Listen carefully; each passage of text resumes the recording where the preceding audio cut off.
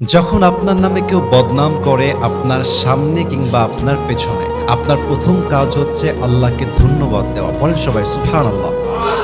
কি সুন্দর কথা আল্লাহ তাআলা বলছেন, খুব খেয়াল করবেন। আল্লাহ বলছেন, সবর ধারণ করো তাদের কথার ব্যাপারে যারা তোমার ব্যাপারে বদনাম করে। এর কারণ আমি আল্লাহ জানি তারা যা বলছে সত্য নয়, বরং তুমি হচ্ছ আসল সত্যবাদী। তুমি সেই অন্যায়টা করো নাই।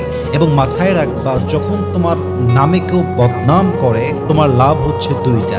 এক, তোমার সমস্ত গুনাহ তাদের আমলনামায় চলে যাবে এবং তাদের সমস্ত সওয়াব তোমার আমলনামায় চলে আসবে। সুবহানাল্লাহ।